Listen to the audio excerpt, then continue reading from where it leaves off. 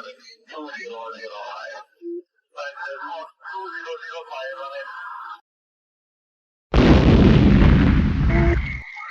India 1827.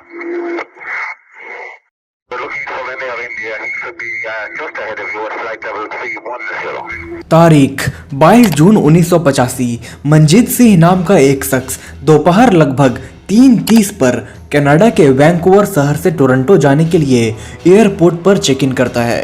Ticket confirm नहीं होने पर वो एयरपोर्ट पर मौजूद एजेंट से गुजारिश करता है कि उसे नहीं तो कम से कम उसके सामान को टोरंटो से भारत जाने वाली फ्लाइट 182 पे भिजवा दिया जाए। शुरुआत में एजेंट ना बोलती है, लेकिन जल्दबाजी में वो मनजीत सिंह की बात को मान लेती है। उसके सामान को वैंकूवर से टोरंटो जाने वाली फ्लाइट में रख दिया जाता है। लगभग 3 घंटे बाद फ्लाइट उड़ान भरती है और रात 8:30 बजे वो टोरंटो पहुंच जाती है।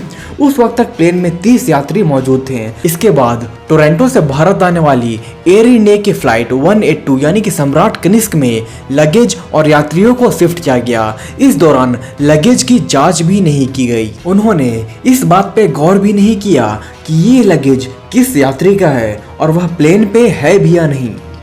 23 जून 1985 रात 12:15 में एयर इंडिया की फ्लाइट 182 टोरंटो से उड़ान भरती है। इस फ्लाइट में 307 पैसेंजर्स, 22 क्रू मेंबर सहित 329 यात्री थे, जिनमें से 268 कैनेडियन, 27 ब्रिटिश और 24 भारतीय नागरिक थे। इनमें से अधिकतर कैनेडियन भारतीय मूल के ही थे।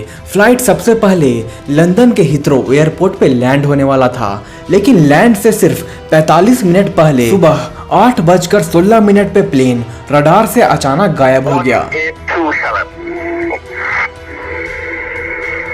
कंट्रोल रूम ने उस रूट पर उड़ रहे 2 अन्य विमानों से भी कांटेक्ट किया, लेकिन विमान का कोई अता पता नहीं मिलता है। इसके कुछ देर बाद ब्रिटेन के एक ट्रांसपोर्ट एयरक्राफ्ट का पायलट कंट्रोल रूम को एक मैसेज भेजता है, जिसके बाद वहां अफरा तफरी मच जाती है। ट्रांसपोर्ट एयरक्राफ्ट का पायलट बताता है कि अटलांटिक ओशियन में उन्हें फ्लाइट 182 का मलबा दिखा है। इस आतंकी हमले में सभी 329 यात्रियों की मौत हो गई थी। मरने वालों में लगभग 84 छोटे बच्चे थे। 329 में से सिर्फ 182 लोगों के शव जैसे तैसे मिल पाए थे। ये आतंकी घटना अमेरिका के 9/11 से पहले दुनिया की सबसे बड़ी एविएशन से जुड़ी आतंकी हमला था।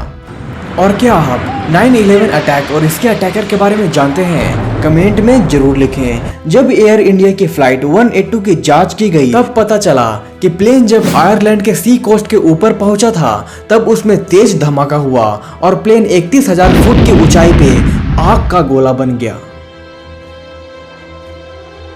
But the chances of them finding any more bodies in the seas off Kerry are now looking increasingly remote. इस प्लेन क्रैश की खबर दुनिया में फैल ही रही थी कि तभी जापान के टोक्यो में नारिटा एयरपोर्ट के पास जोरदार धमाका हुआ। अथॉरिटीज को यह समझने में देर नहीं लगी कि एयर इंडिया के फ्लाइट 182 क्रैश और जापान के इस एयरपोर्ट पे हुए विस्फोट के बीच कोई कनेक्शन है। असल में खालिस्तानी आतंकी टोक्यो से मुंबई जाने वाली एयर इंडिया की प्लेन को उड़ाने की साजिश रच रहे थे, लेकिन लगेज शिफ्टिंग के दौरान ही बॉम्ब फट गया, जिससे 2 वर्कर्स की मौत हो गई। लेकिन खालिस्तानियों की एयर इंडिया के दूसरे विमान को उड़ाने की साजिश असफल हो गई। इन हमलों की जिम्मेदारी आतंकी संगठन बब्बर खालसा इंटरनेशनल ने लिया। इसके हेड तलविंदर सिंह परमार और इंद्रजीत सिंह रियाद थे। ये दोनों आतंकी फ्लाइट 182 हमलों के मास्टरमाइंड भी थे। मैं आपको भरोसा दूंगा, जिन्ना चेर तक 50,000 हिंदू असि कत्ल नहीं कर देंगे, सारी लंबी। कैनेडियन गवर्नमेंट और वहां की जांच एजेंसीज के पास प्रूफ भी थी, उनकी गिरफ्तारी भी की गई, लेकिन सबूत की कमी बताकर दोनों को छोड़ दिया गया। इंद्रजीत सिंह रियाद ने केवल $2,000 का जुर्माना दिया और इंग्लैंड जाकर बस गया। इसके कुछ सालों बाद उसे फिर से टोक्यो में हुए धमाकों के लिए कोर्ट में पेश किया गया। टोक्यो के नारिटा हवाई अड्डे में हुए धमाकों में 2 लोगों की मौत भी हुई थी।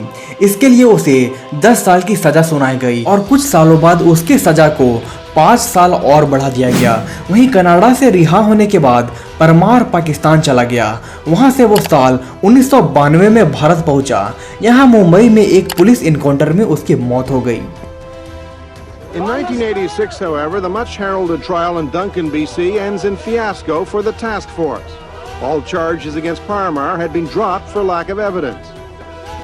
साल 2006 में कनाडा की सरकार एयर इंडिया बॉम्बिंग में एक पब्लिक इंक्वायरी का फॉर्मेशन करती है। सुप्रीम कोर्ट के रिटायर्ड जज जॉन सी मेयर इसका नेतृत्व करते हैं। 2010 में 3200 पेजेस की एक रिपोर्ट सामने निकल कर आती है। इसमें एयर इंडिया फ्लाइट 182 अटैक के लिए कैनेडियन गवर्नमेंट और सीक्रेट एजेंसीज को जिम्मेदार बताया गया। जॉन मेयर ने इस हादसे के लिए कनाडा सरकार, रॉयल कैनेडियन माउंटेन पुलिस और कैनेडियन इंटेलिजेंस सर्विस को बताया कि उनके सिक्योरिटी मिस्टेक के कारण हादसा हुआ। अगर वे अच्छे से काम करते तो ये हादसे को टाला जा सकता था। इंक्वायरी के बाद 2010 में कनाडा की सरकार ने ऑफिशियली सभी पीड़ितों से माफी मांगी। एयर इंडिया फ्लाइट 182 के एक और आरोपी रिपु दमन सिंह मलिक की 2022 में हमलावरों ने गोली मारकर हत्या कर दी। Businessman Ripu Daman Singh Malik was acquitted in connection with the 1985 Air India bombing that killed 329 people who were shot dead on Thursday in Canada's British Columbia province.